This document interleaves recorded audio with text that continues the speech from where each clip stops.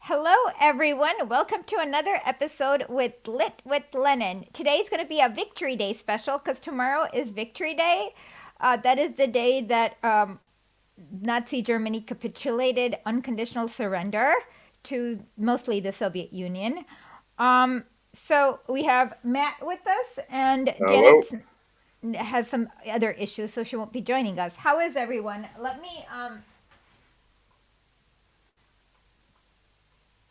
Okay, so it looks like there's still not many people, so we'll just let's talk about some nonsense until we get to that. Okay, we get a few more. Oh, hi, Techloid Tech. How are you doing?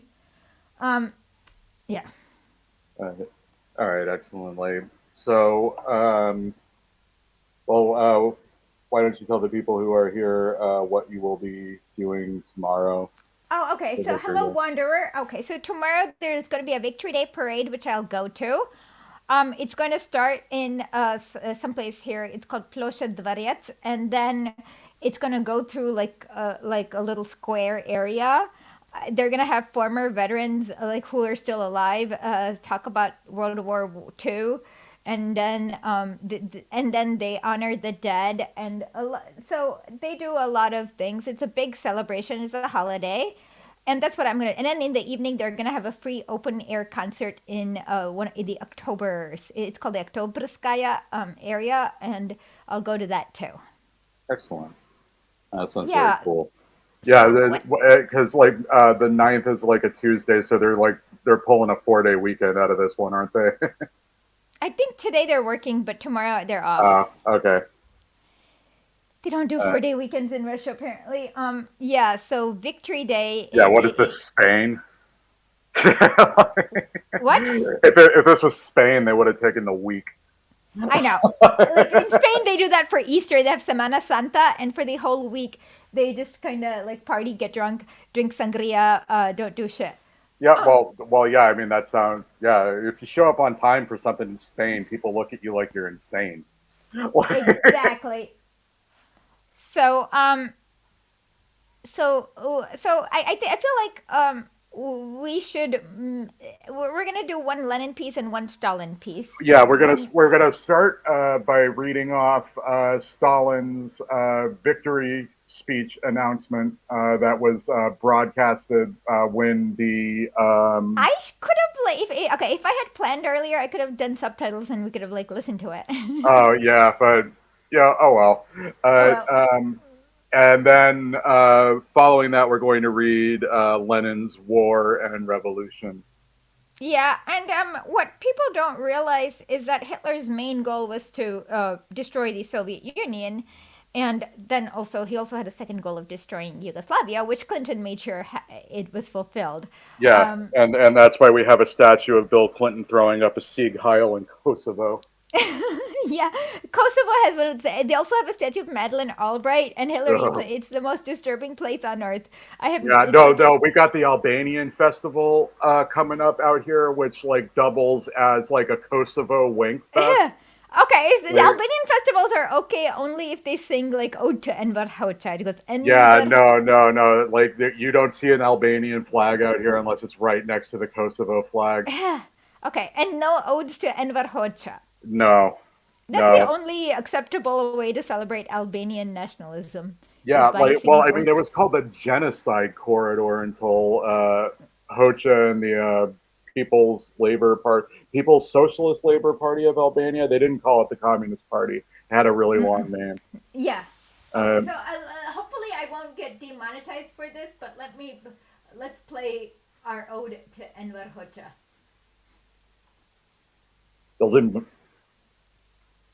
They demonetized for that.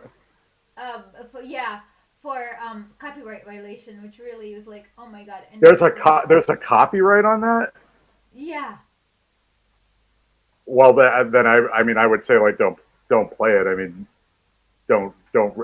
Who owns the copyright on Ode to Enver Hoxha? I don't know. Like that doesn't sound like something that would be copyrighted, but I mean, I guess like if the Happy Birthday song is copyrighted, I mean, any weird ass thing can be copyrighted, but really the Ode to Enver Hoxha, that's evil.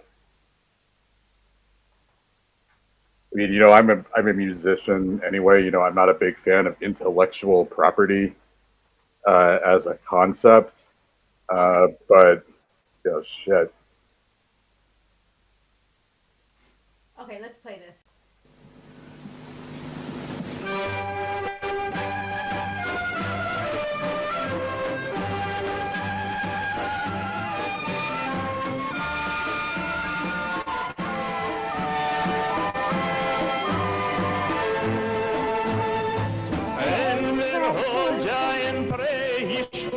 It talks about how he has a really big sword that is very sharp, and I Yeah.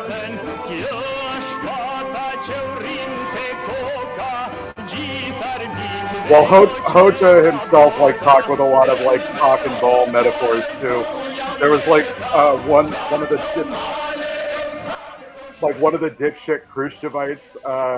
He described him in the Khrushchevites as his pumpkin has no seeds. Okay, no, but this song it says Enver Hoxha has a big sword that he's very sharp. Yeah. Oh no.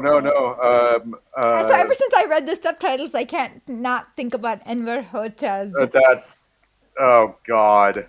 I'm not. Yeah. I'm not doing this. But But the song literally talks about his big sword that's very sharp. Yep. Oh, I'm aware. Supremely. Yeah. No, oh yeah, the Little Red Audiobook YouTube channel, still the only source on YouTube for the audiobook version of Euro Communism is Anti-Communism. I love that. That's my favorite Enver Hoxha piece. I also like his one about the evils of the Anglo-Americans. Oh yeah, the Anglo-American threat to Albania. Yeah, that's a good one. The Khrushchevites is really, really good. And the Khrushchevites actually, despite being written in 65, I want to say, I could be wrong about that. Don't quote me, but it sheds a lot of light on what went wrong with the Soviet Union under Gorbachev, because the everything Khrushchev did was just Gorbachev light. Exactly. Yeah, and especially the whole releasing and rehabilitating enemies of the state. Yeah, that was unnecessary. Everything Khrushchev did was unnecessary. There was not one necessary thing about Khrushchev's entire tenure. And same with Gorbachev. Exactly.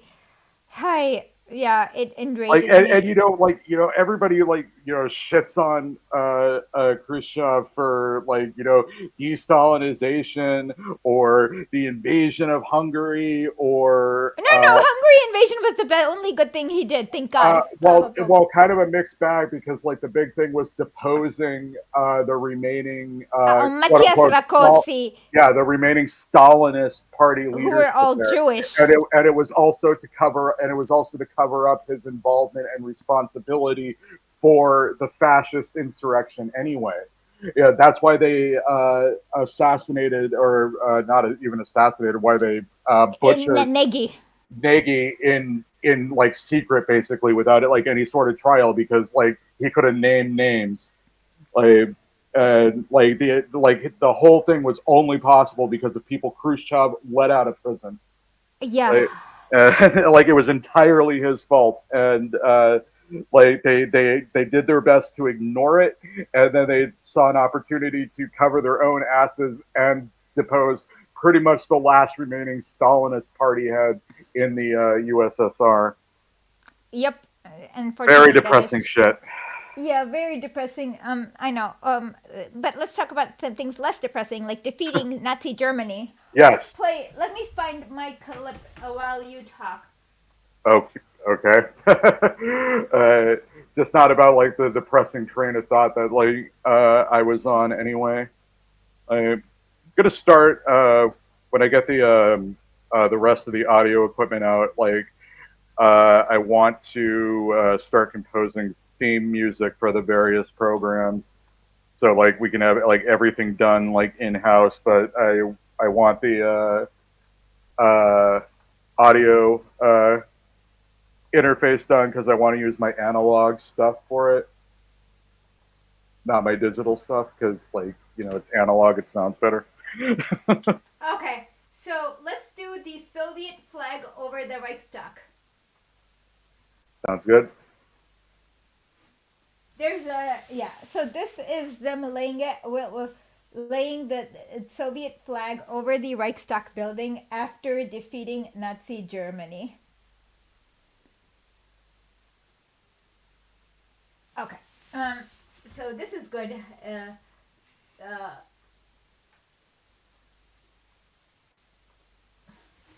okay. So let's. Should we start? Uncle Authority needs hacked version of Fruit Loops. Oh no, no, I use Logic. Okay. So can you send us the piece? Uh, yeah, I will.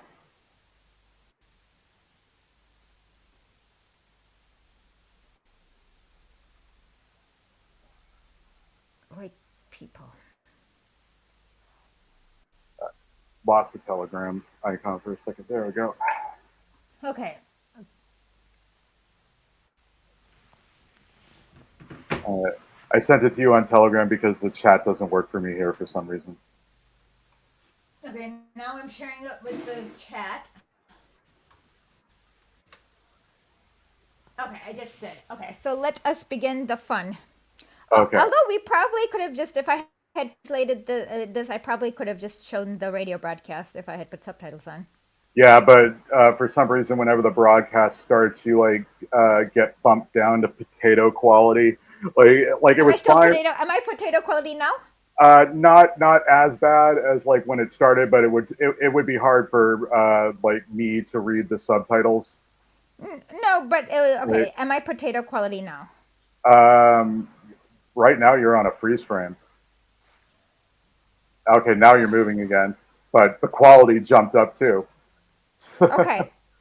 Okay, so I'll start reading. Mm-hmm. This is broadcast from Moscow at 20 hours Moscow time on May 9th, 1945. J.V. Stalin victory speech. Comrades, men and women compatriots, the great day of victory over Germany has come. Fascist Germany, forced to her knees by the Red Army and the troops of our allies, has acknowledged herself defeated and declared unconditional surrender. On May 7th, the preliminary protocol on surrender was signed in the city of Reims.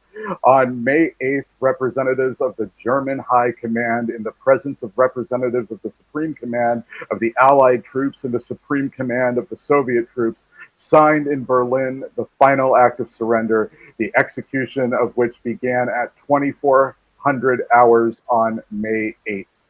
Being aware of the wolfish habits of the German ringleaders, who regard treaties and agreements as empty scraps of paper, we have no reason to trust their words. However, this morning, in pursuance of the act of surrender, the German troops began to lay down their arms and surrender to our troops en masse.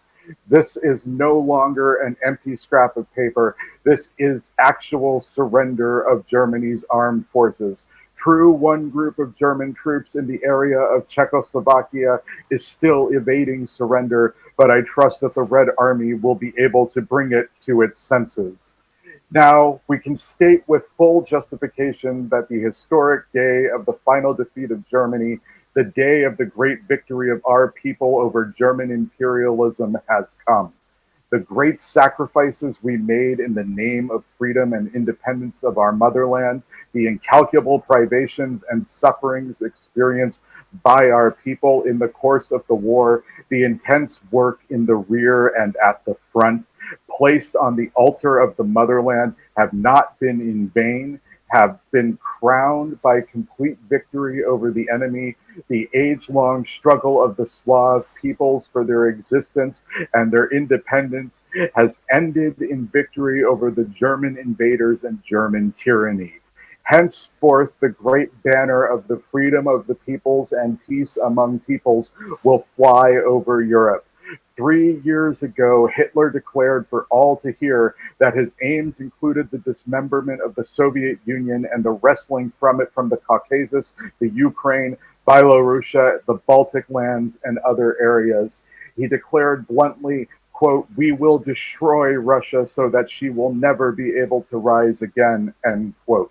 This was 3 years ago. However, Hitler's crazy ideas were not fated to come true. The progress of the war scattered them to the winds. In actual fact, the direct opposite of the Hitlerites' ravings has taken place. Germany is utterly defeated. The German troops are surrendering. The Soviet Union is celebrating victory, although it does not intend either to dismember or to destroy Germany. Comrades, the great patriotic war has ended in our complete victory. The period of war in Europe is over. The period of peaceful development has begun. I congratulate you upon victory, my dear men and women compatriots. Glory to our heroic Red Army, which upheld the independence of our motherland and won victory over the enemy. Glory to our great people, the people victorious. Eternal glory to the heroes who fell in the struggle against the enemy and gave their lives for freedom and happiness of our people. Yeah, the sad part is that this is really sad. Hitler got his wish at the end. Well, yeah, Hitler, the biggest mistake of Stalin's tenure was not the complete liquidation of Germany as a country, like just the Yeah, concept of it. I agree. I mean, well, okay, there's a lot of, and also like letting so many of Nazis go from Yeah. he was Well, very that's what foolish. that's what I mean, and like I mean, they already set up the meat machine like right there, like all nice and pretty. Uh, I know. Yeah, and then like that allowed in the west half, like they allowed the well Matt's article, if we do one, we can read that later, but they it allowed, there was like the west was like a Nazi safe space. There was a higher concentration of Nazi judges in the west than in the justice ministry in the west of Germany. There was more Nazis than during the Reich. yes. So, yeah, they kind of Not I don't know if the overall number, but there was a higher proportion. percentage. Yeah. Like it was higher proportion in the West German Justice Ministry than under the Third Reich.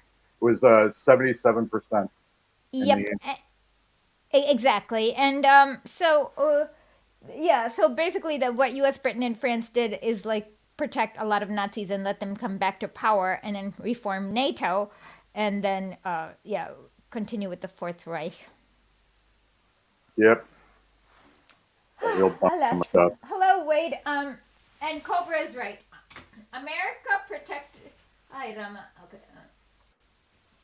America protected German colonies, exported the Nazi high commander to the U.S. government. When Stalin found out about this like Operation Paperclip, he was pissed. He actually made a joke that was really funny. So when they asked about Hitler, he was like, "I thought Hitler was in Argentina." Was the joke he made. Yeah, pretty much. Um, Like, but that was basically him saying, "I know about Operation Paperclip, you effers." uh, Yeah.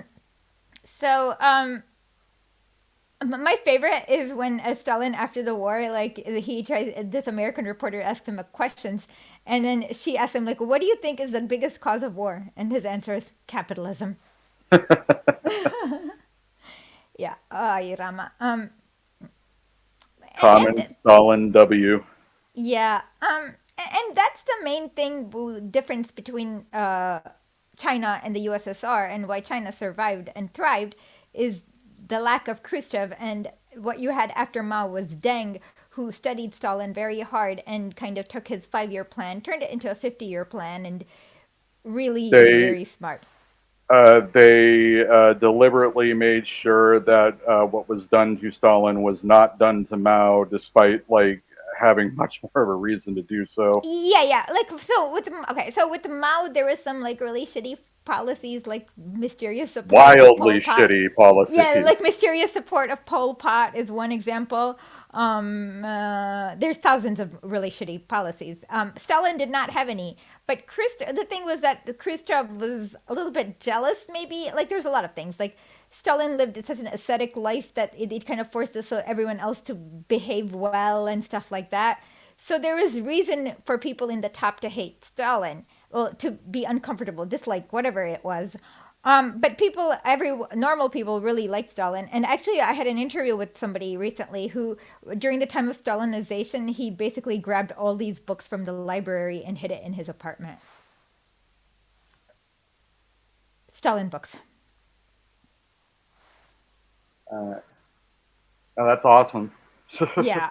So, and now a lot, and you can see, yeah. So those were, yeah, and but I'm glad they didn't do that to Mao. So I mean, those are the, so that's why like, and also I mean in Beijing they also like honor Stalin, and and even the DPRK, they still obviously you can't do that to Kim Il Sung because he is a legend in the DPRK. Well, yeah.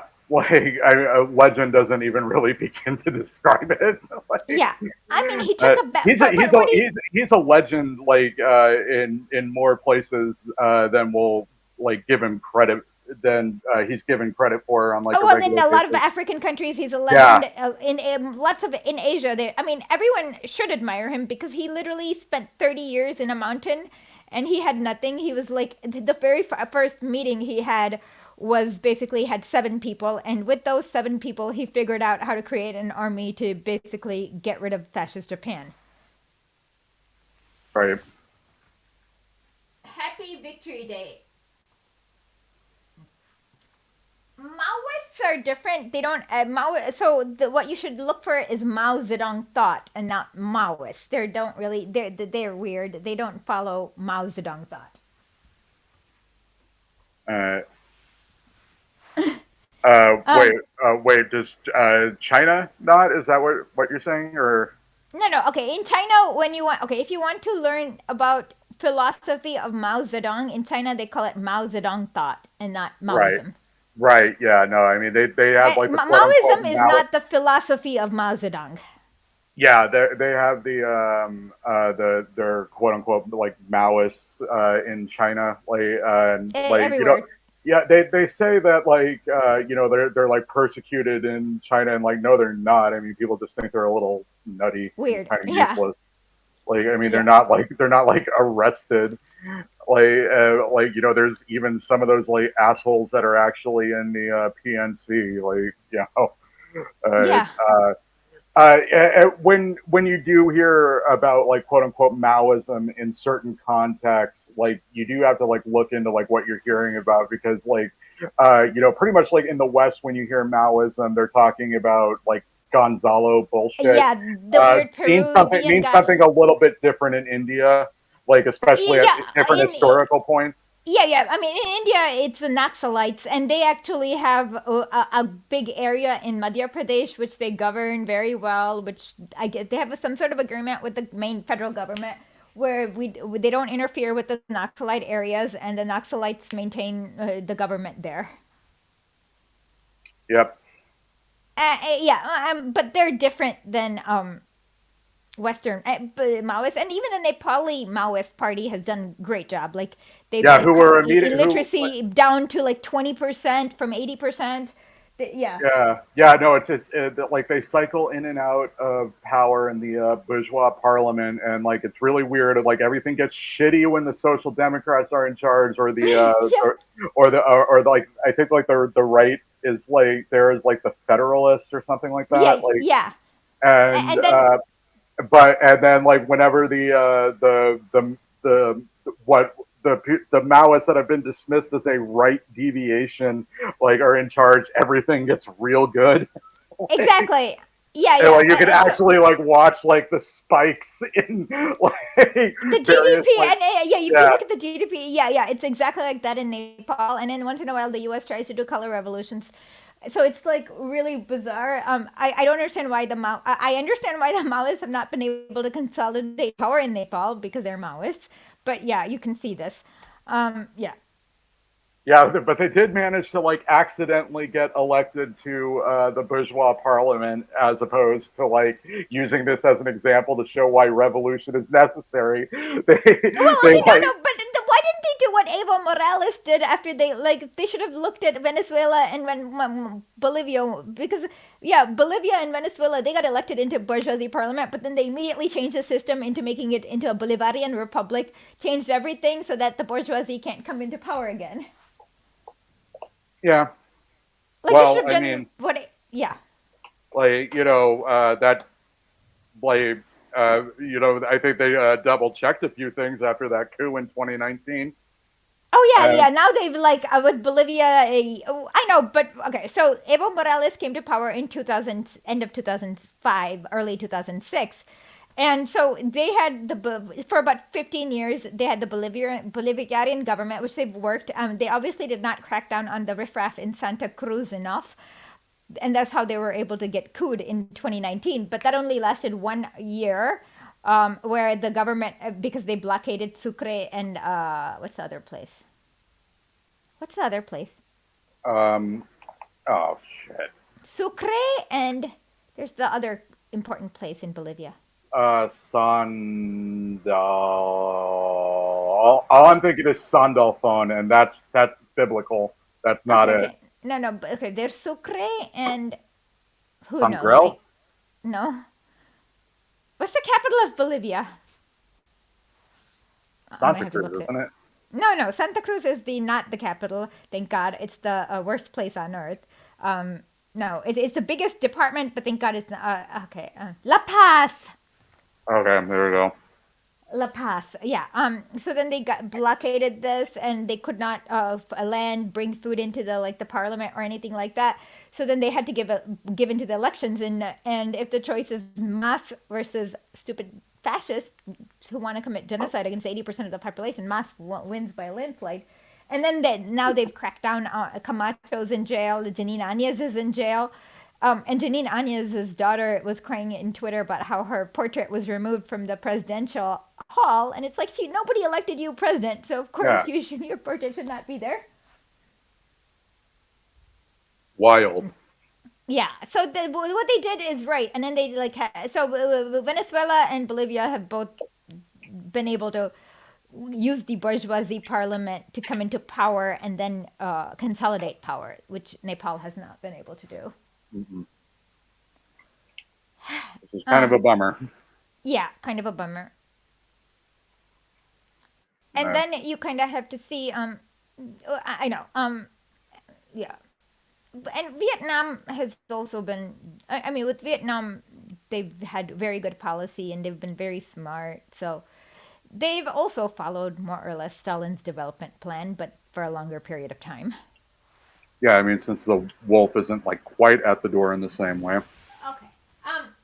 Go to historically.net. We have lots of articles about Bolivia, and we also have lots of podcast episodes about it. So just go to historically.net, and that you just listen to our episodes.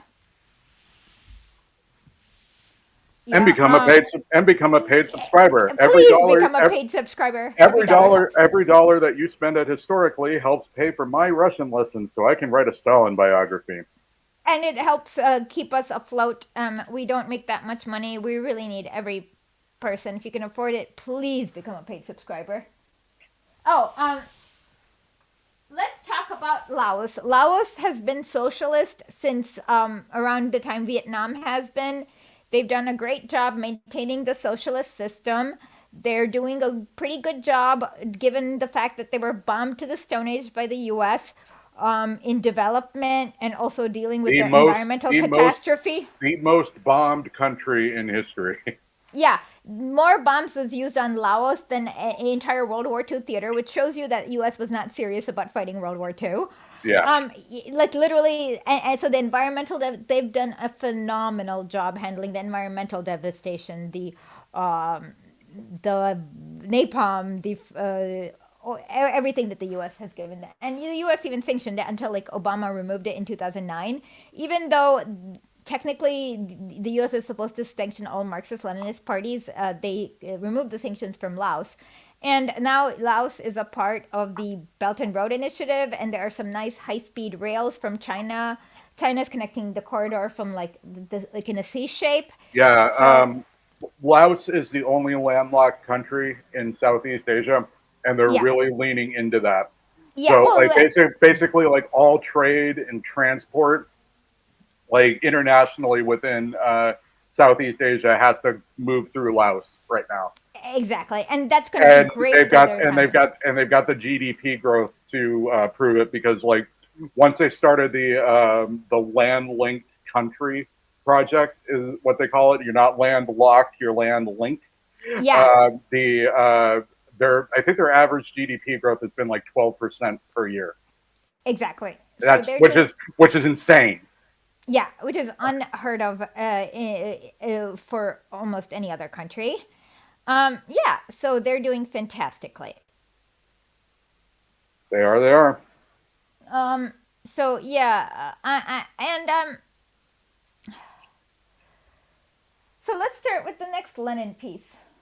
All right, you want to start on that one since I did the intro with Yeah, I don't Stalin? have the link though. I don't know what piece we're reading. We are reading War and Revolution. Can you send it to me? Yes, I can. It's almost the anniversary of this. We're about 20 days early, but it was delivered this month in 1917.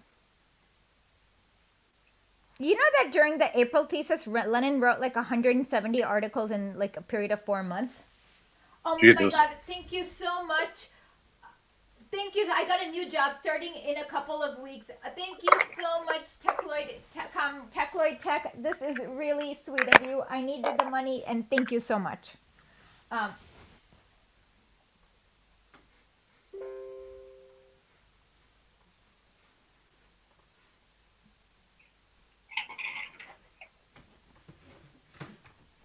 Excellent.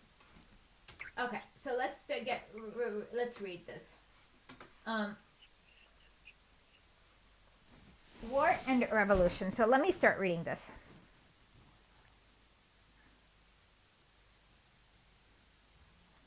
The question of war and revolution has been dealt with so often lately, has been dealt so often lately in the press that and every public meeting that probably many of you are not only familiar with the many aspects of the question, but have yet to come, have come to find them tedious.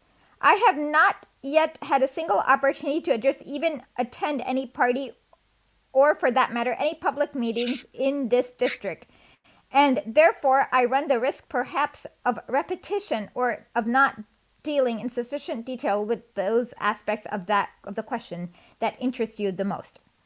It seems to me that the most important thing that is usually overlooked in the question of war, a key issue to which insufficient attention is paid, over which there is so much dispute, useless, hopeless, idle dispute, I should say, is the question of the class character of the war. What caused that war? What classes are waging it? What historical and historical economic conditions gave rise to it? As far as I have been able to follow the way the question of the war is dealt with at public meetings and party meetings, I have come to the conclusion that the reason why there is so much misunderstanding on the subject is because all too often, when dealing with the question of war, we speak in entirely different languages. From the point of Ay, Rama, What happened? my chair became unstable and Oh it no. slid. Okay.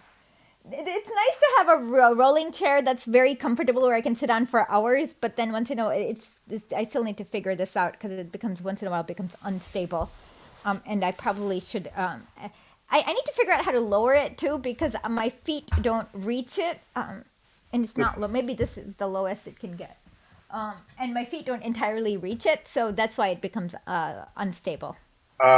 Get a heavy book that you can just put in the corner of one of the legs. Okay, I will do that for next time. Okay, Yeah, from the like point a big dictionary. Okay, from the point of view of Marxism, that is, of modern scientific socialism, the main issue in any discussion by socialists on how to assess the war and what attitude to adopt towards it is this: what is the war being waged for, and what classes staged and directed it? We Marxists do not belong to that category of people who are unqualified opponents of all war. We say our aim is to achieve a socialist system of society which, by eliminating the division of mankind into classes, by eliminating all exploitation of man by man and nation by nation, will inevitably eliminate the very possibility of war. But in the war to win that socialist system of society, we are bound to encounter conditions under which the class struggle within each given nation may come up against a war between different nations. A war conditioned by this very class struggle, therefore, we cannot rule out the possibility of revolutionary wars, i.e., wars arising from the class struggle. Wars waged by revolutionary classes, wars which are of direct and immediate revolutionary significance. Still less we can rule out this when we remember that through the history of European revolutions during the last century, which in the course of 125 to 135 years, that is, say, give us wars which were mostly reactionary. It also gave us revolutionary wars, such as the War of the French revolutionary masses against a united monarchist, backward, feudal, and semi-feudal Europe. No deception of the masses is more widespread today in Western Europe, and laterally here in Russia too, than that which is practiced by citing the examples of revolutionary wars. There are wars and wars. We must be clear as to what historical conditions have given rise to the war, what classes are waging it, and for what ends. Unless we grasp this, all our talk about war will necessarily be utterly futile, engendering more heat than light. I like that. So I like the way he talks about heat is like where you troll people in mean argument. Light is when you. I love that analogy. I'm going to have to look this up in Russian later. This is why I have taken the liberty, seeing that you have chosen war and revolution as the subject of today's talk, to deal with this aspect of the matter in great length. As we all know, the dictum of Clausewitz, one of the most famous writers on the philosophy and history of war, which says war is a continuation of policy by other means. This dictum comes from a writer who reviewed the history of wars and drew philosophic lessons from it after the period of the Napoleonic Wars. This writer, whose basic views are now undoubtedly familiar to every thinking person, nearly 80 years ago challenged the ignorant man in the street concept of war as being a thing apart from the policies of the governments and classes concerned, as being a simple attack that disturbs the peace and is then followed by a restoration of peace, thus disturbed, as much as to say they had a fight, then they made up. This is a grossly ignorant view, one that was repudiated scores of years ago, and that is repudiated by any more or less careful analysis of any historical epoch of wars. War is a continuation of policy by other means. All wars are inseparable from the political system that engendered them. The policy which a given state, a given class within that state pursued for a long time before the war is inevitably continued by the same class during the war, form of action alone being changed. A good example is Iraq. So the state is the US, the class is the bourgeoisie. They did it with like devastating sanctions, and finally they attacked Iraq in the war, right? Correct.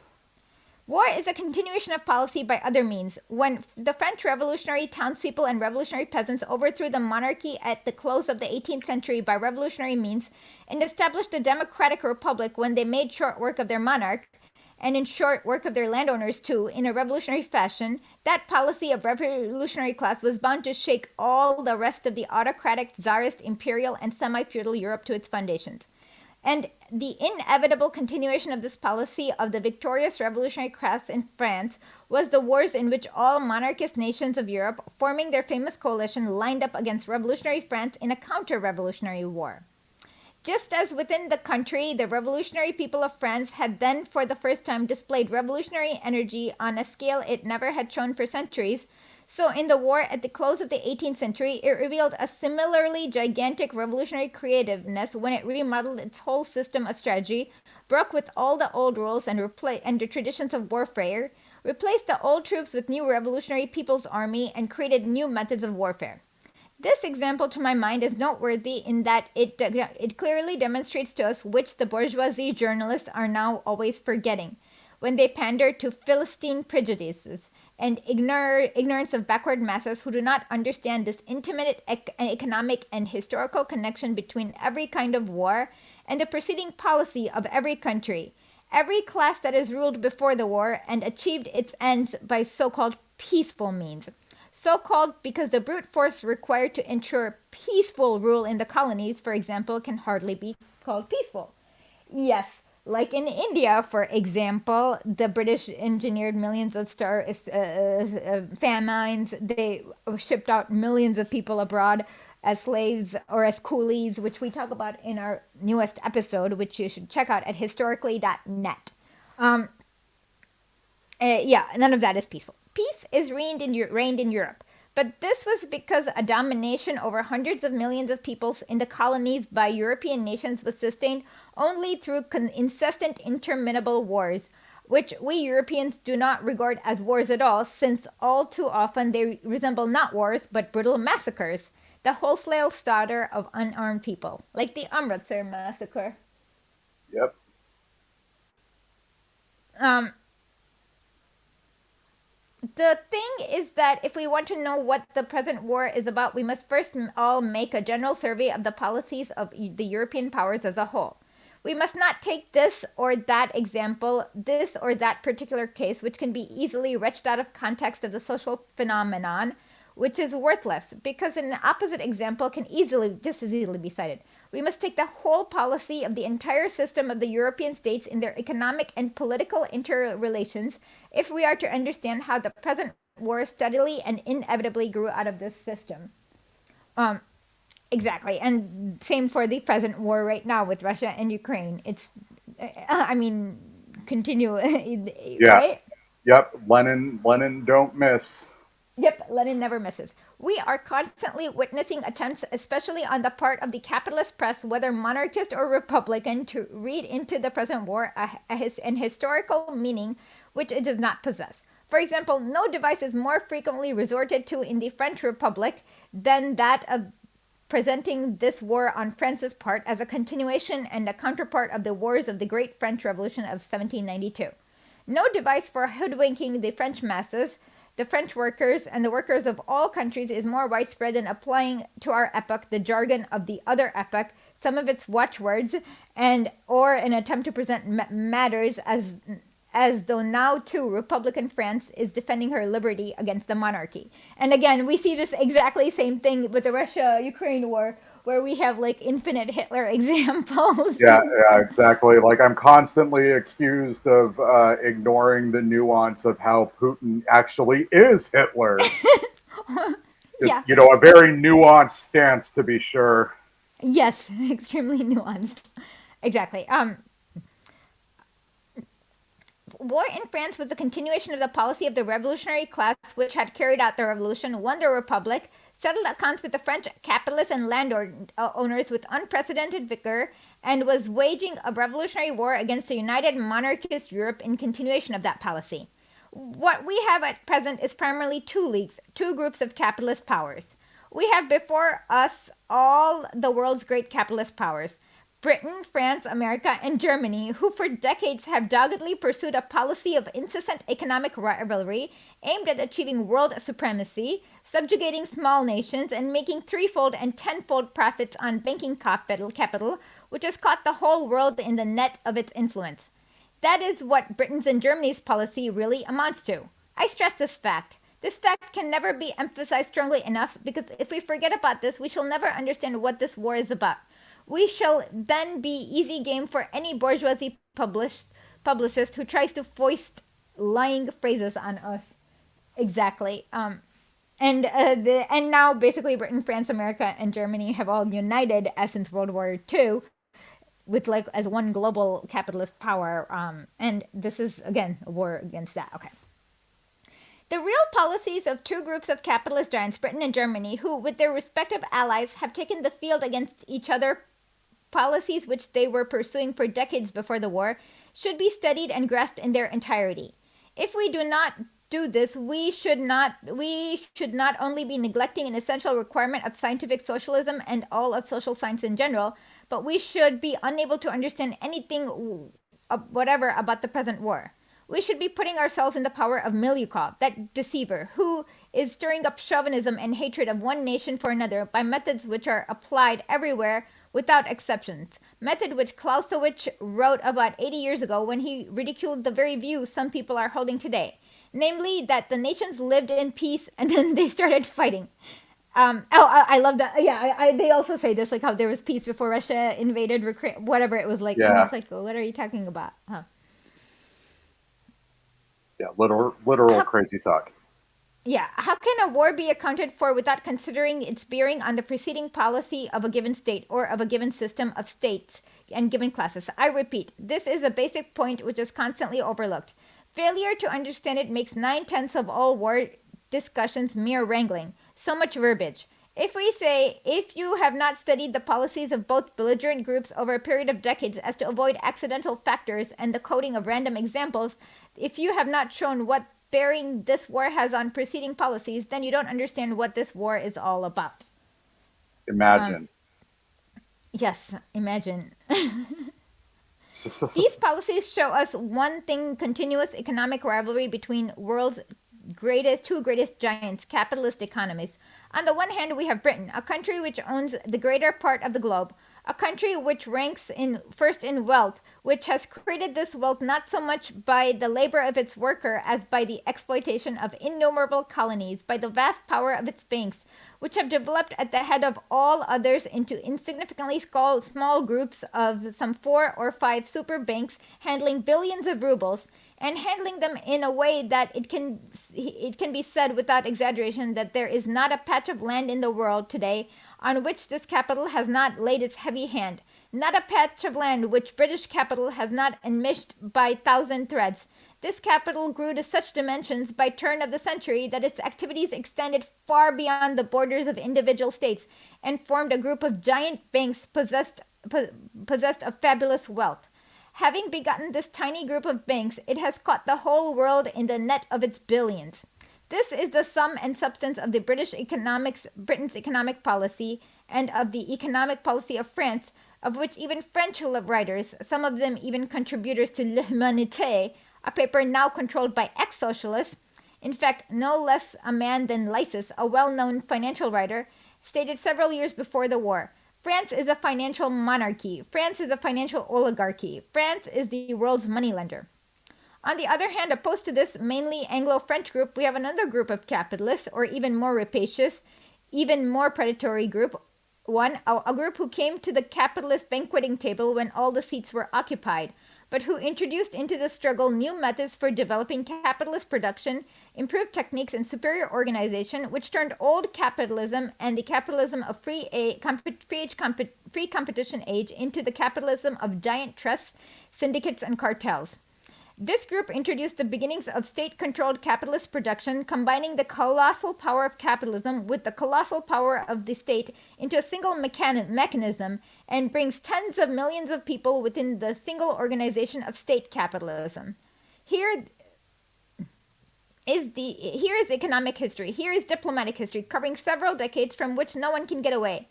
It is the one and only guidepost to the proper solution of the problem of war. It leads you to the conclusion that the present war, too, is the outcome of the policies of the classes who have come to grips in it, of the two supreme giants who long before the war had caught the whole world, all the countries, in the net of financial exploitation, economically divided the globe among themselves.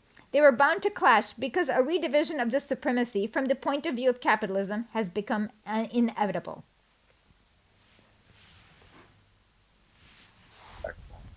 Uh, Thank you. Isha is the final boss. She is the wind of history here to wipe off all the garbage of Stalin's grave. Spasibo. Thank you. I'm not old enough to be a babushka. That's cruel. What the fuck? Yeah. That's a good way to get banned from the chat. No, I'm not gonna ban somebody for calling me a babushka. One day, maybe. Okay. I'm gonna be like, after chat, I'm gonna be like deeply studying myself in the mirror, looking for all the wrinkles Yeah, and I flaws. don't know what that was. Yeah. Okay.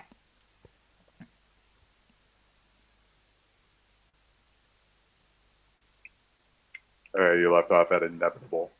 Okay. The old division was based on the fact that Britain, in the course of several centuries, had ruined her former competitors. A former competitor was Holland, which had dominated the whole world. Another was France, which had fought for supremacy for nearly 100 years. After a series of protracted wars, Britain was able, by virtue of her economic power, her merchant capital, to establish her unchallenged sway over the world. In 1871, a new appeared. A new capitalist power arose, which developed and at an in, at an incomparably faster pace than Britain. That is basic fact. You will not find a book on economic history that does not acknowledge this disputable fact, the fact of Germany's faster development. This rapid development of capitalists in Germany was the development of a young, strong predator who appeared in concert of European powers and said, "You ruined Holland, you defeated France, you helped yourself to half the world, now be good enough to let us have our fair share." What does fair share mean? How is it to be determined in the capitalist world, in the world of banks? Their power is determined by the number of banks. Their power is determined by the way described by mouthpieces of the American multimillionaires, which declared with typical American frankness and typically American cynicism, "The war in Europe is being waged for the world domination. To dominate the world, two things are needed: dollars and banks. We have the dollars, we shall make the banks, and we shall dominate the world." This statement was made by a leading newspaper of the American multimillionaires.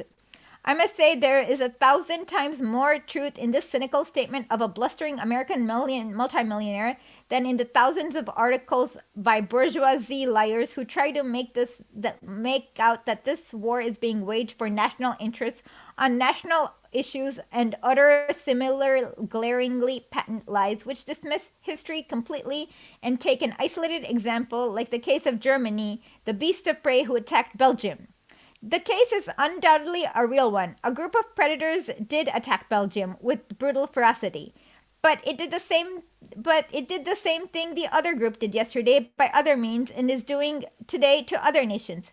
When we argue about annexations, and this bears on the question I have been trying to briefly explain to you as the history of the economic and diplomatic relations which led up to the present war. When we argue about annexations, we always forget that these generally are what the war is being waged for. It is for the carve up of conquered territories, or to put it more popularly, for the division of the plundered spoils by two robber gangs. When we argue about annexations, we constantly meet with methods which, scientifically speaking, do not stand up to criticism, which, as methods of public journalism, are deliberate humbug. Ask a Russian chauvinist or a social chauvinist what annexation by Germany means, and it will give you an excellent explanation, because he understands that perfectly well. He will never answer a request for a general definition of annexation that will fit them all, Germany, Britain, and Russia. He will never do that. And when Rich, to pass from theory to practice, sneered at Pravda for saying these Pravdaists consider Kurland a case of annexation, "How can you talk to such people?" we answered, "Please give us a definition of annexation as would apply to Germans, the English, and Russians. We add that you evade the issue or we shall expose you on the spot." Rich kept silent. We maintain that no newspaper, either of the chauvinists in general who must simply say that the fatherland must be defended, or the social chauvinists who has ever given a definition of annexation that would fit both Germany and Russia, that would be applicable to any side. It cannot do this for the simple reason that the war is the continuation of a policy of annexations, and that is a policy of conquest, of capitalist robbery on the part of both groups involved in the war. Obviously, the question of which of these two robbers was the first to draw the knife is of small account to us. Take the history of naval and military expenditures of two groups over a period of decades, and take the history of the little wars they waged before the big war. Little because fewer Europeans died in those wars, whereas hundreds of thousands of people belonging to the nations they were subjugated died in them. Regard nations which, from their point of view, could not have be regarded as nations at all. You could very well call those Asians and Africans nations. Oh my God, London's making the same jokes we make. Okay. The war waged against these nations were wars against unarmed people who were simply shot down, machine gunned. Can you call them wars? Strictly speaking, they were not wars at all, and you could forget about them. That is their attitude to this downright deception of the masses. The present war is a continuation of the policy of conquest of shooting down whole nationalities, of unbelievable atrocities committed by the Germans and British in Africa, and by the British in Russia and the Russians in Persia. Which of them committed most of it is difficult to say. I don't know. I seem to think it's British because he mentioned British both the times. Yeah, that's a good indication. Okay.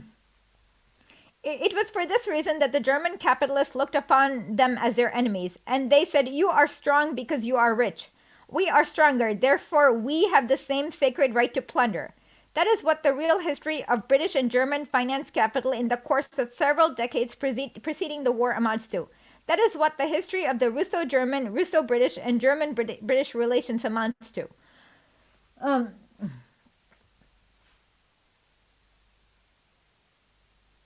There you have the clue to an understanding of what the war is about. That is why the story that this current about the cause of the war is sheer duplicity and humbug. Forgetting the history of finance capital, the history of how this war had been brewing over the issue of redivision, they present the matter like this. Two nations were living at peace, then one attacked the other, and the other fought back. All signs, all banks are forgotten. The people are told to take up arms, and so are the peasants who know nothing about politics. All they have to do is fight back. The logical thing following this line of arguments would be to close down all newspaper, burn all books, and ban all mention of annexations in the newspaper. In this way, such a view of annexations could be justified. They can't tell the truth about annexation because the whole history of Russia, Britain, and Germany has been of continuous, ruthless, sanguinary war over annexations. Ruthless wars were waged in Persia and Africa by the liberals, who flogged political offenders in India for daring to put forward demands that were being fought here in Russia. The French colonial troops oppressed peoples too. There you have the prehistory, the real history of unprecedented plunder. Such is the policy of these classes, of which the present war is a continuation. That is why on the question of annexations they cannot give the reply that we give, when we say that any nation joined to one another not by voluntary choice of its majority, but by a decision of a king or government, is an annexed nation. To renounce annexation is to give each nation the right to form a separate nation and a right to live in union with whomever it chooses. An answer like that is perfectly clear to every worker who is at all class conscious. At every resolution of which dozens are passed and published, even in such a paper as Zemlya i Volya, which means land and will, you will find the answer poorly expressed. We don't want a war for supremacy over other nations. We are fighting for our freedom. That is what all the workers and peasants say. That is how they express the view of the working man, his understanding of the war. They imply by this that if the war were in the interest of the working people against the exploiters, they would be for such a war. So would we. And there is not a revolutionary party that could be against it. Where they go wrong, these movers of numerous resolutions, is when they believe that the war is being waged by them. We soldiers, we workers, we peasants are fighting for our freedom. I shall never forget the question one of them asked me after a meeting. "Why do you speak against the capitalists all the time?" He said. "I'm not a capitalist, am I? We're workers, we're defending our freedom." "You're wrong. You're fighting because you're obeying your capitalist government. It's the governments, not the peoples, who are carrying on this war. I am not surprised at a worker or a peasant who doesn't know his politics, who has not been not had the good or bad fortune of being initiated into the secrets of diplomacy or the picture of this financial plunder, this oppression of Persia by Russia and Britain, say. I'm not surprised by him forgetting his history and saying naively, who cares about the capitalists when it's me who's fighting? He doesn't understand the connection between the war and the government. He doesn't understand that the war is being waged by the government and that he's just a tool in the hands of that government. He can call himself a revolutionary people and write eloquent resolutions to the Russians. This means a lot. Because this has come into their lives only recently. This has recently appeared in the revolutionary declaration by the provisional government. This doesn't mean anything. Other nations more experienced than we are in the capitalist art of hoodwinking the masses by penning revolutionary manifestos have long since broken all the world's records in this respect. If you take the parliamentary history of the French Republic since it became the republic supporting Tsarism, you will find dozens of examples during the decades of this history when manifestos full of the most eloquent phrases served to mask a policy of the most outrageous colonial and financial plunder. The whole history of the Third Republic in France is the history of this plunder. Such are the origins of the present war. It is not due to malice on the part of the capitalists or the mistaken policy of some monarch. Oh my God, this reminds me of how the U.S. always stumbles into war. Like, okay, Yeah. okay, okay. Comrade John clarified it. I meant that in 70 years, Isha will be a boss babushka in her final form. At present, she is young and gorgeous. This is so sweet. Thank you, John.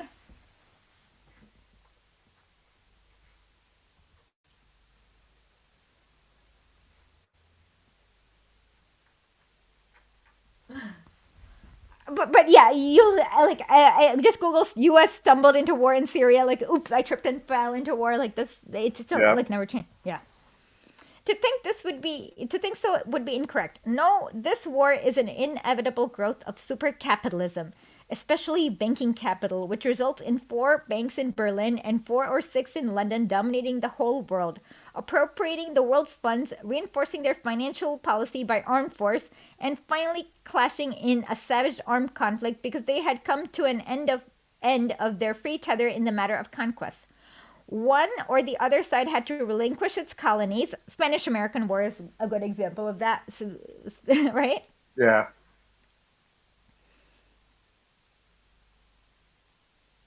Such questions are not settled voluntarily in this world by capitalists. This issue could only be settled by war.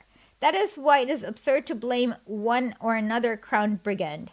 They are all the same, these crowned brigands. That is why it is equally absurd to blame the capitalists of one or another country. They are all to blame for having introduced such a system. But this has been done in full keeping with the law, which is safeguarded by all the forces of the civilized state. I am fully within my rights. I am a buyer of share. All the law courts, all the police, the whole standing army, and all the navies in this world are safeguarding my sacred right to these shares. Who's to blame for banks being set up which handled hundreds of millions of rubles, for these banks casting their nets of plunder over the whole world, and for their being locked in mortal combat? Find the culprit if you can. Blame lies with half a century of capitalist development, and the only way out of this is by the overthrow of the rule of the capitalist by a workers' revolution. That is the answer our party has arrived at from an analysis of the war.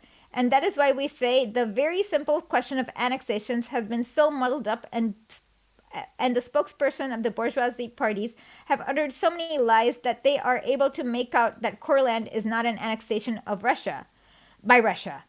They have shared Courland, Poland between them, these crown brigands. They have been doing this for 100 years, carving up the living flesh. And the Russian brigand snatched by the most, he was then the strongest. Now that the young beast of prey Germany, who was then a party to the carve-up, has grown into strong capitalist power, she demands a redivision. You want things to stay like they were, she says? You think you are stronger? Let's try conclusions. That is what the war boils down to, of course. Of course, okay, so let me take a 30-second water break, okay? Okay. Okay.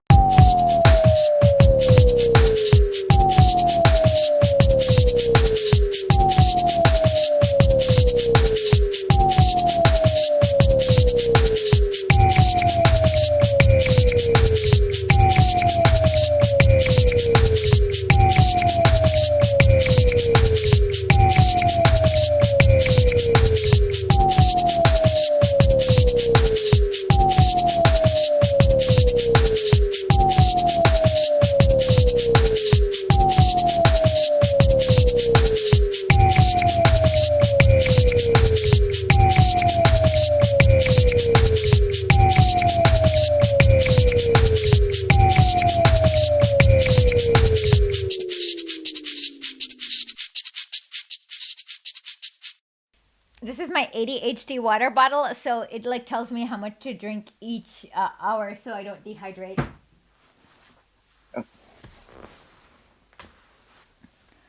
Okay, But where am Martine I? has I now. forgot. Oh, hold on.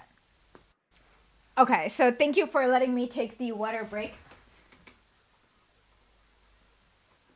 No problem. Mm. It was like, we were really debating that internally. This is what the war boils down to. Of course, the challenge, let's try conclusions, is merely an expression of the decades long policy of plunder, the policy of the big banks. That is why no one but we can tell this truth about annexations, a simple truth that every worker and peasant will understand. That is why the question of treaties, such a simple question, is deliberately and disgracefully confused by the whole press. You say that we have a revolutionary government and that there are ministers in the government who are well-knee socialists, narodniks, and Mensheviks. But when they make declarations about peace without annexations on conditions that this term is not defined, because it means taking away German annexations and keeping our own, then we say, of what value are your revolutionary cabinet, your declarations, your statements that you are not out for the war of conquest if at the same time you tell the army to take the offensive? Don't you know that we have treaties, that these treaties were concluded by Nicholas the Bloody in the most predatory fashion? You don't know it. It is pardonable for the worker or the peasants not to know it. That they did not blunder, they read no clever books. But when educated cadets preach this sort of stuff, they know perfectly well what these treaties are about. Although there are secret treaties, the whole diplomatic press in all countries talks about them. You saying you'll get the Straits, you'll get Armenia, you'll get Galicia, you'll get Alsace-Lorraine, you'll get Trieste, and we'll make a final carve up of Persia. And the German capitalists say, I'll seize Egypt, I'll subjugate the European nations unless you return my colonies to me with interest.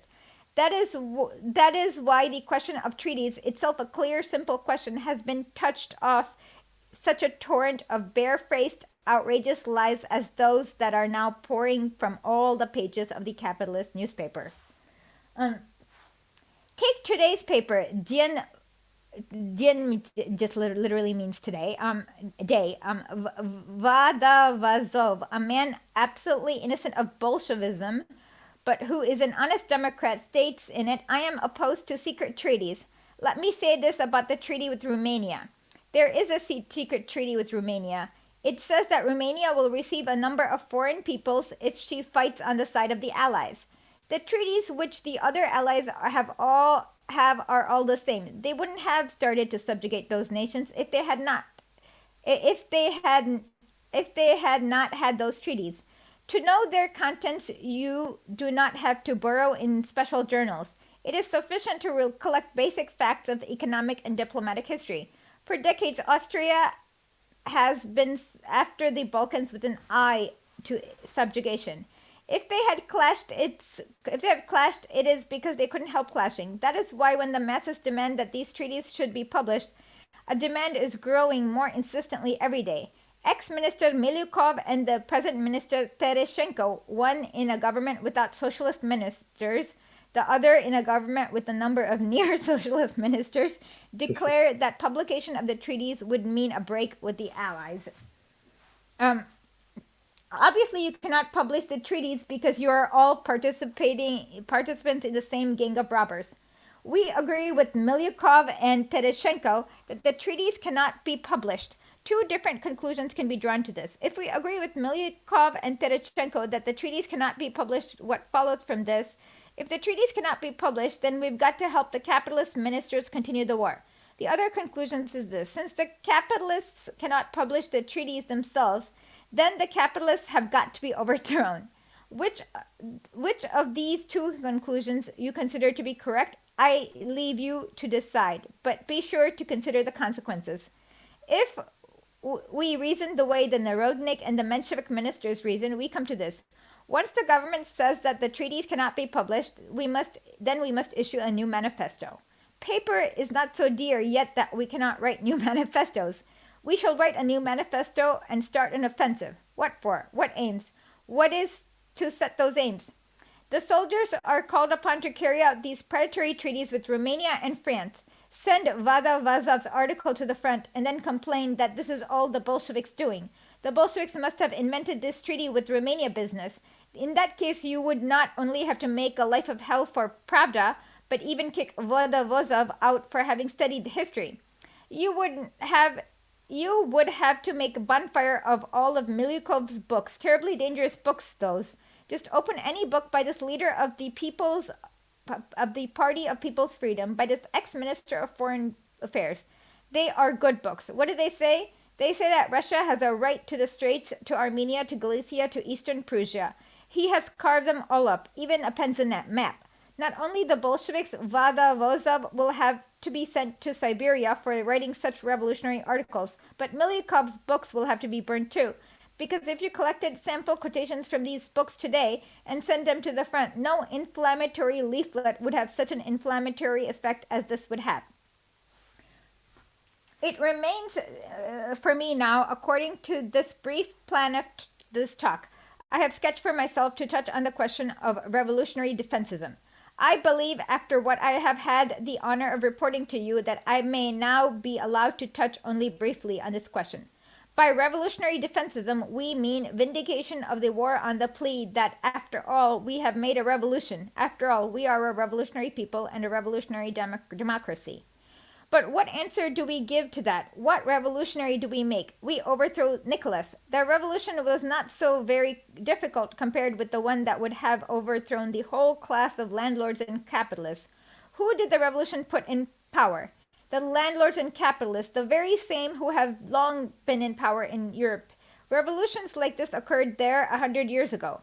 The Tereshenko's, Milyukov's, Konovalovs have been in power there for a long time. It doesn't matter a bit whether they have a civil list to pay their tsars or whether they do this without this luxury. A bank remains a bank, whether a capital is invested in concessions by the hundreds or not. Profits remain profit, be it a republic or in a monarchy.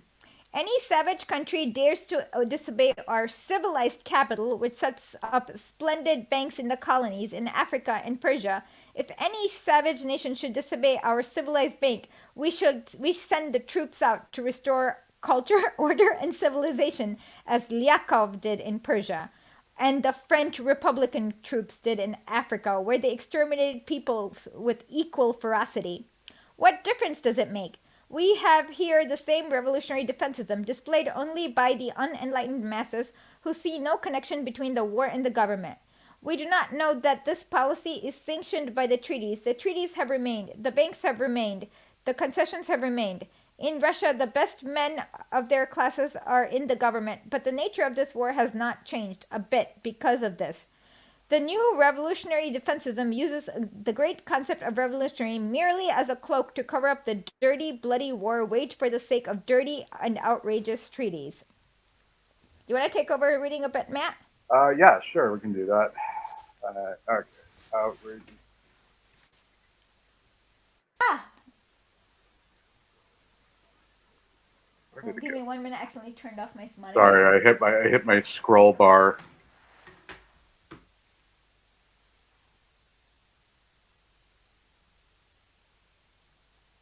Matt, are you there?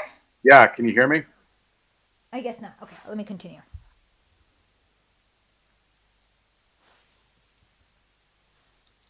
Are you there? Yeah, can you hear me? Am I here? It says I'm unmuted. Can you hear me? What's going on? I can see myself talking. Can you guys hear me? Can somebody say something on the chat to see if I'm still here?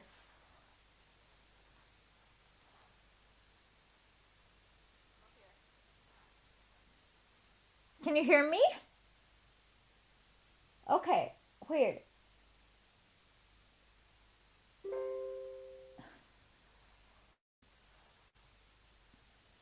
He can hear. Okay, it looks like. Hold on, let me figure out what's going on.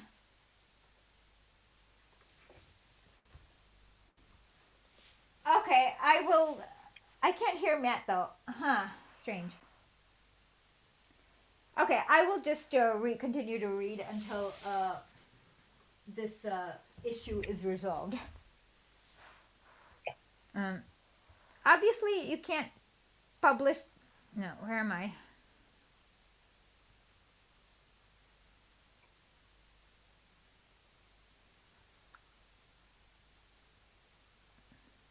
I forgot where I am.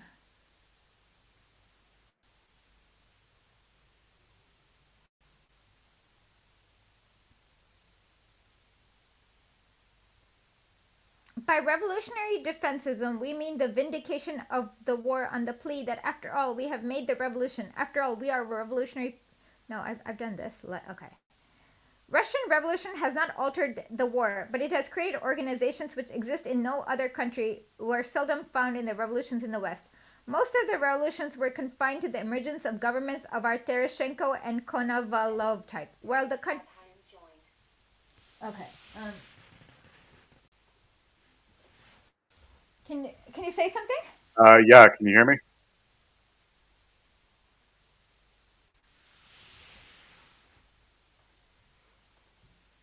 Can you say something, Matt? Yeah, can you hear? Can you hear me? Okay. Now I can you can hear repeat what you said? myself. Okay, so it looks like my thing is off. Okay. For some odd reason, my device is not picking up Matt. Okay, now repeat, Matt. Okay, testing, testing. Yeah, it's definitely my headphones that are off. Okay, Matt, say something. Testing, mic test, mic test. Okay, so my headphones are off. So my headphones are supposed to. Okay, I can't figure out what's not working. Oh, I know why they're not working. I'm stupid. Okay, hold on.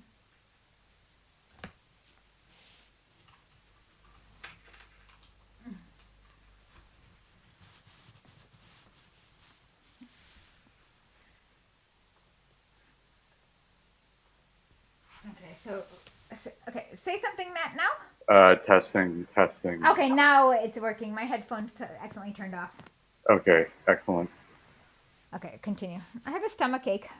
I'm sorry. So I was going to pick up reading, I believe, and but Russian I. Revolution. Okay, let me just finish reading this paragraph and then you can pick up the next Okay, one. cool.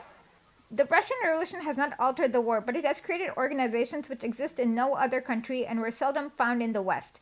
Most of the revolutions were confined to the emergence of the governments of our Tereshchenko and the Konovalov type, while the country remained passive and disorganized. The Russian Revolution has gone farther than that. We have the germ of hope that may overcome the war. Besides the government of near socialist ministers, the government of imperialist war, and the government of offensive, a government tied up with Anglo French capital, besides this government and independent of it, we have all over Russia a network of Soviet of workers, soldiers, and peasant deputies. Here is a revolution which has not said its last word yet. Here is a revolution which Western Europe, under similar conditions, has not known. Here are organizations of those classes which really have no need for annexations, which have not put millions in the banks, which are probably not interested in whether the Russian Colonel Yakov and the British Liberal ambassador divided Persia properly or not. Here is the pledge of this revolution being carried further, that i.e., that the classes which have no interest in annexations, and despite the fact that they put too much trust in the capitalist government, despite the appalling muddle and the appalling deception contained in the very concept of revolutionary defeatism, despite the fact that they support the war loan and support the government of imperialist war, despite all this, have succeeded in creating organizations in which the masses of oppressed classes are represented. Here are the Soviets of workers and soldiers and peasant deputies, which in very many local areas in Russia have gone much further than the Petrograd Soviet in their revolutionary work. It is only natural because in Petrograd we have the central authority of the capitalists.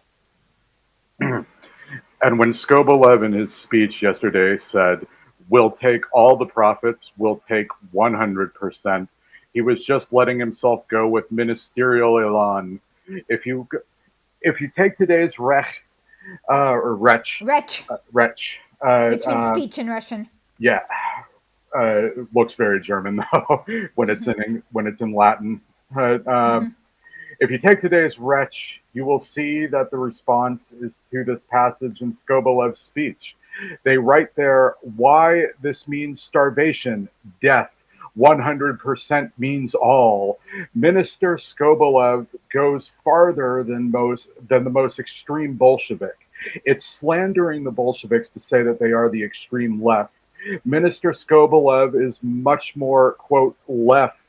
They called me all the ugly names they could think of, saying that I wanted to take their last shirt from the capitalists.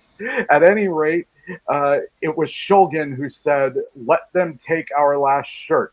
Imagine a Bolshevik going up to Citizen Shulgin and, and wanting to take his shirt from him. He could just as well, and with greater justification, accuse Minister Skobelev of this. We never went as far as that. We never suggested taking 100% of profits. Nevertheless, it is a valuable promise. If you take the resolution of our party, you will see that we propose there, only in a more closely reasoned form, exactly what I have been proposing. Control must be established over the banks, followed by a fair tax on incomes, and nothing more. Skobelev suggests taking 100 kopecks in the ruble. We propose nothing of the sort. Skobelev doesn't really mean it, and if he does, he would not be able to do it for the simple reason that to promise such things while making friends with the Tereshchenko and Konovalovs. Wow, that is hard to say. Like that's Yeah. too many fucking vowels. Konovalovs is somewhat ludicrous.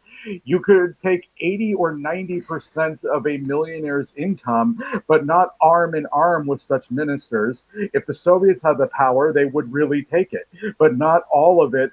But not all of it, they have no need to. They would take the bulk of the income. No other state authority could do that. Minister Skobelev may have the best of intentions. I have known those parties for several decades. I have been in the revolutionary movement for 30 years. I am the last person, therefore, to question their good intentions, but that is not the point.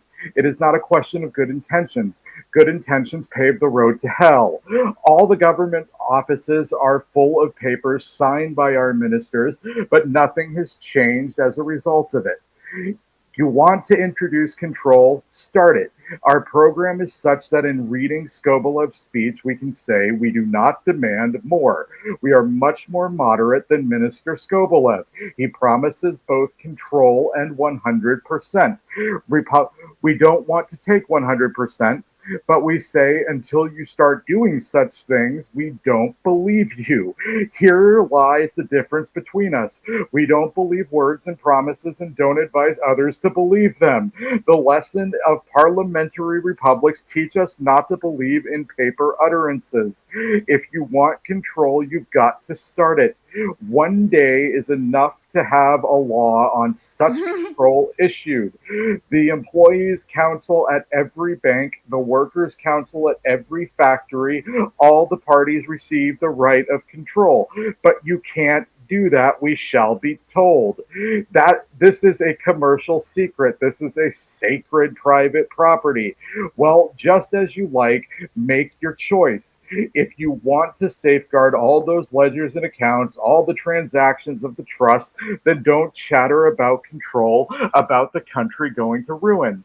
In Germany, the situation is still worse. In Russia, you can get grain in Germany, but in Germany, you can't. You can do a lot in Russia through organization, but you can do nothing more in Germany. There is no more grain left, and the whole nation is faced with disaster. People write People today write that Russia is on the brink of ruin. If that is so, then it is a crime to safeguard, quote, sacred private property. Therefore, what do the words about control mean? Surely you haven't forgotten that Nicholas Romanov, too, wrote a good deal about control. You will find him repeating 1,000 times the words state control, public control, appointment of senators. In the 2 months following the revolution, the industrialists have robbed the whole of Russia. Capitalists have made staggering profits. Every financial report tells you that. And when the workers, 2 months after the Revolution. revolution had the audacity to say they wanted to live like human beings, the whole capitalist press throughout the country set up a howl. Every number of wretch is a wild howl about the workers wanting to rob the country. But all we promise is merely control over the capitalists. Can't we have less promises and more deeds? If what you want is bureaucratic control, control through the same organs as before, our party declares its profound conviction that you cannot be given support in this.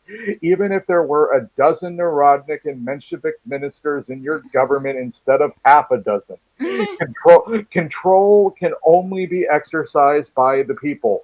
You must arrange control by bank employees, councils, engineers councils, and workers councils, and start that control right away. Tomorrow, every official should be made responsible on pain of criminal persecution for any wrong information he may give in any of these institutions.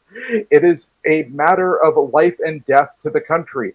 We want to know how much grain there is, how much raw material, how many work hands there are, and where they are to be placed.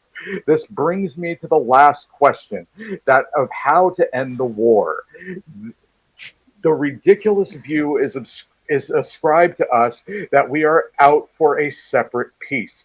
The German robber capitalists are making peace overtures, saying, "We'll give you a piece of Turkey and Armenia if you give us ore bearing lands." This is what the diplomats are talking about in every neutral city. Everybody knows it. It is veiled with conventional diplomatic phrases. That's what diplomats are for, to speak in diplomatic language. What nonsense it is to allege that we are for ending the war by a separate peace, to end the war which is being waged by the capitalists of all the wealthiest powers, a war stemming from the decade-long history of economic development by one-sided withdrawal from military operations, is such a stupid idea that it would be absurd to even refute it.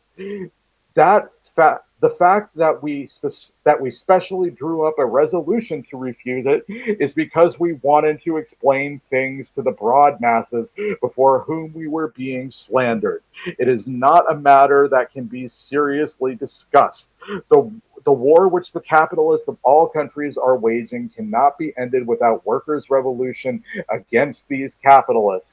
So long as control remains a mere phrase instead of deed, so long as the government of the capitalists has not been replaced by a government of the revolutionary proletariat, the government is doomed merely to reiterate. We are heading for disaster, disaster, disaster. Socialists are now being jailed in, quote, free Britain for saying what I am saying. In Germany, Liebknecht has been imprisoned for saying what I am saying. In Austria, Friedrich Adler is in jail for saying the same thing with the help of a revolver. Parenthetically, he may have been executed by now. Close parentheses.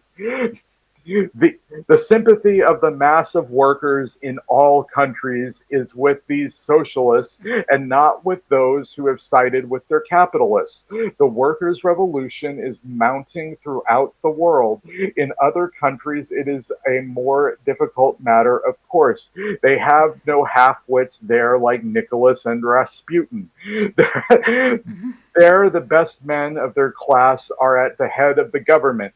They lack conditions there for a revolution against autocracy. They have there a government of the capitalist class. The most talented representatives of that class have been governing there for a long time.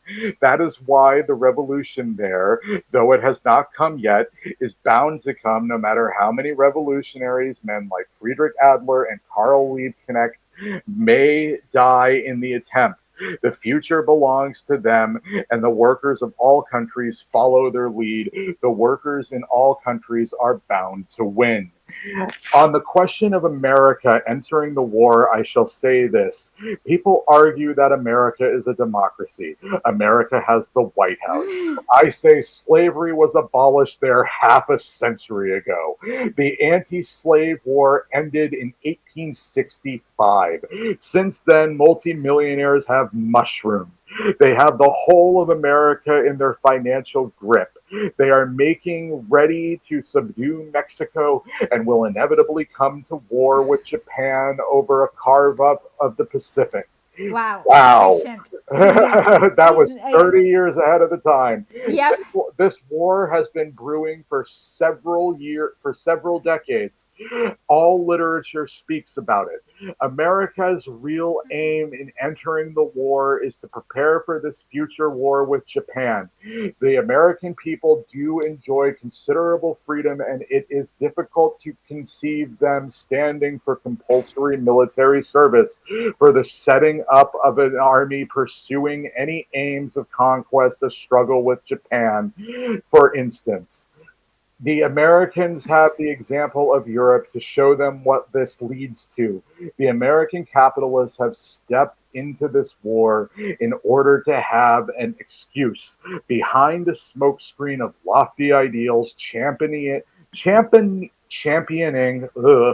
the rights of small nations for building up a strong standing army.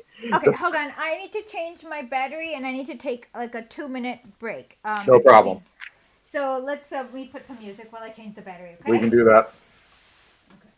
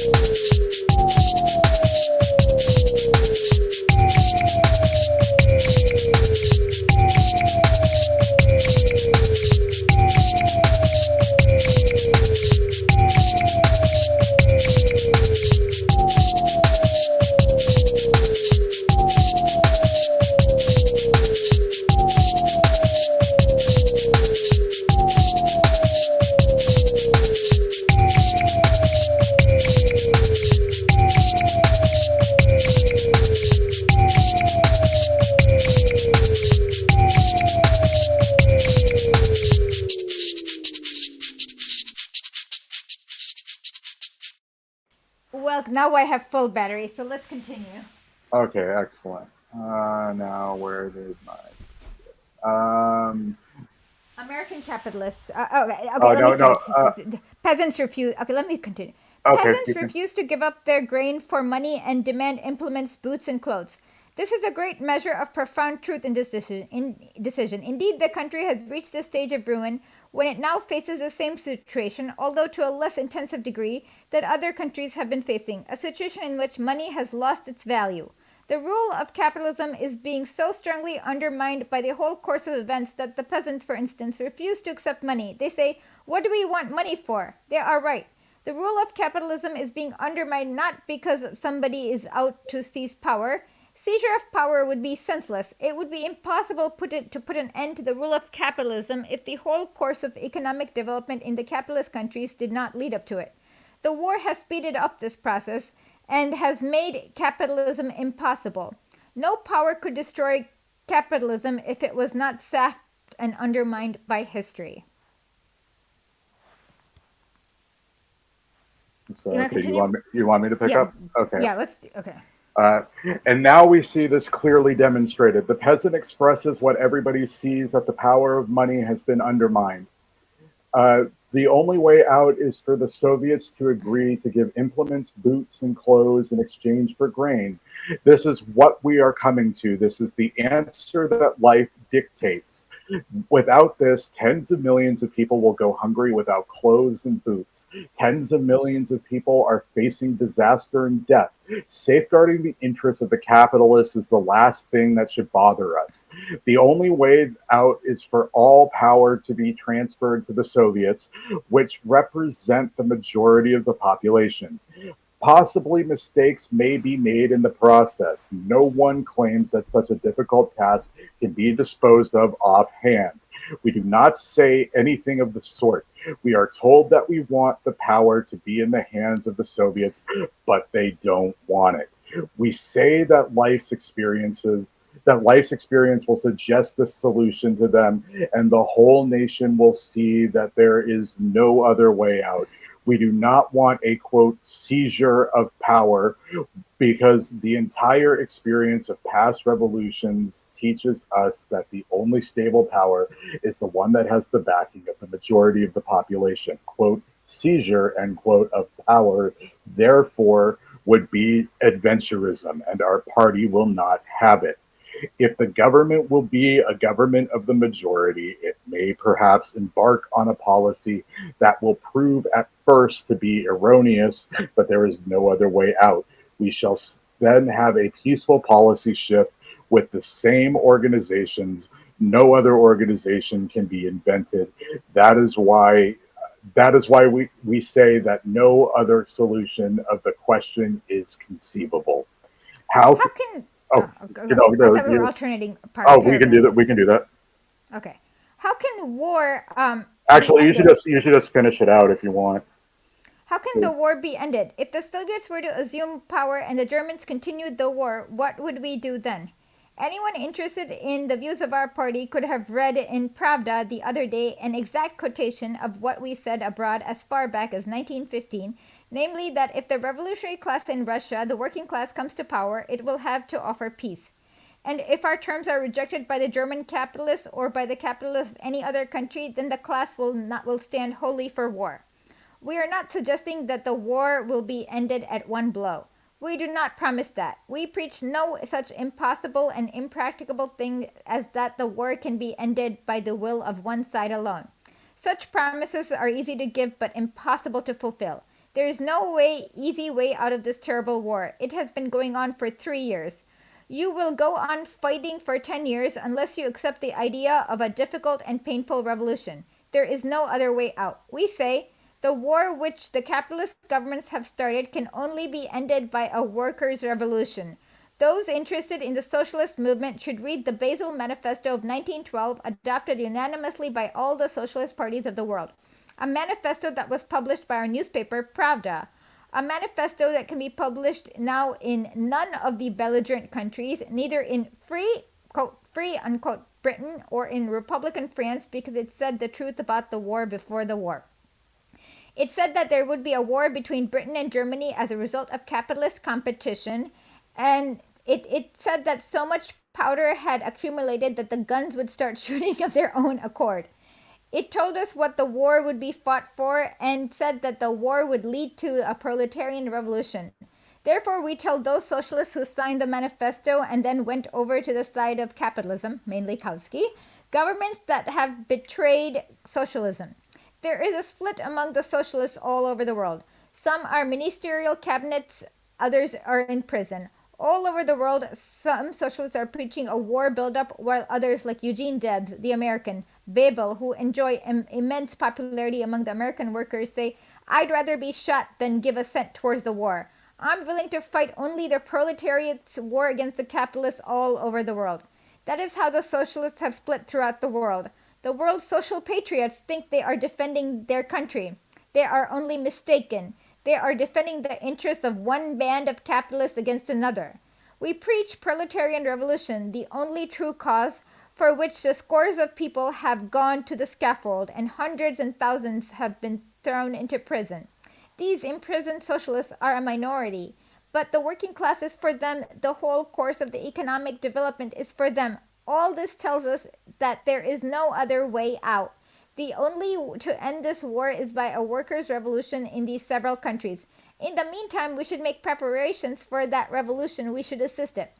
For all its hatred of war and the desire for peace, the Russian people could do nothing against the war as long as it was being waged by the Tsar, except work for a revolution against the Tsar and for the Tsar's overthrow. And that is what happened. History proved this to you yesterday and will prove it to you tomorrow. We said long ago that the mounting Russian Revolution must be assisted. We said that at the end of 1914, our Duma deputies were deported to Siberia for this. We were told, "You are giving no answer. You talk about the revolution when the strikes are off, when the deputies are doing hard labor, and when you haven't a single newspaper."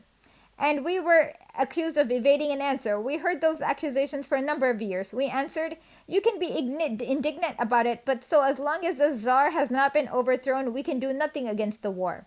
Just as our predictions was justified. It has not fully justified yet, but it has already begun to receive justification. The revolution is beginning to change the war on Russia's part. That is, the capitalists are continuing the war. We say until there is a workers' revolution in the several countries, the war cannot be stopped, because the people who want that war are still in power. We are told in a number of countries everything seems to be asleep. In Germany, like all socialists to a man, are for the war. Liebknecht is the only one against it. To this I say, this only one Liebknecht represents the working class. The hopes of all are in him alone, his supporters in the German proletariat. You don't believe this? Carry on with the war then. There is no other way. If you don't believe in Liebknecht, if you don't believe in a workers' revolution, a revolution that is coming to a head, if you don't believe this, then you believe the capitalists. Nothing but a workers' revolution in several countries can defeat this war. A war is not a game. It is an appalling thing taking toll of millions of life.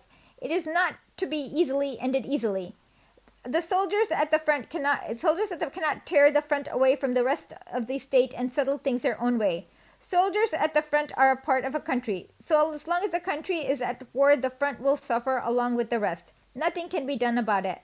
The war has been brought by the ruling class, and only a revolution of the working class can end it. Whether you will get a speedy peace or not depends on how the revolution will develop.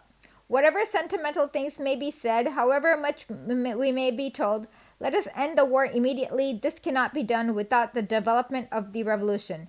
When the power passes to the Soviets, the capitalists will come out against us. Japan, France, Britain, and the governments of all the countries will be against us. The capitalists will be against, but the workers will be for us. That will be the end of the war which the capitalists have started. And there you have the answer to the question on how to end the war. Thoughts? Slava Lenin. He's always right. Yeah, and any Good other. call on Japan. Yeah. He was very prescient. He exactly knew what was going to happen between America and Japan. Um, yeah. And yeah, any war. Well, I mean, more or less, I guess. Yeah. But American workers are never going to overthrow their government, so the war will continue, I guess. Well, for a time. Yeah. So I guess this week we'll have new episodes. We are also planning something for Victory Day. Like it's like a video essay. Well, it probably won't be ready by Victory Day, but sometime this week it'll be cool. You guys are gonna love Well, it. yeah, I mean it's Victory Month. Victory Month. How about that? Okay. Yeah, every holiday gets its own month now. Okay, At fine. least. Okay. With that, join us for our call-in. We'll figure out the time. And please become a paid subscriber at historically.net. It's only $5 a month. We really need the help. Slava Leninu. Yep. Smrti fašizmu, svobodu. Narodu.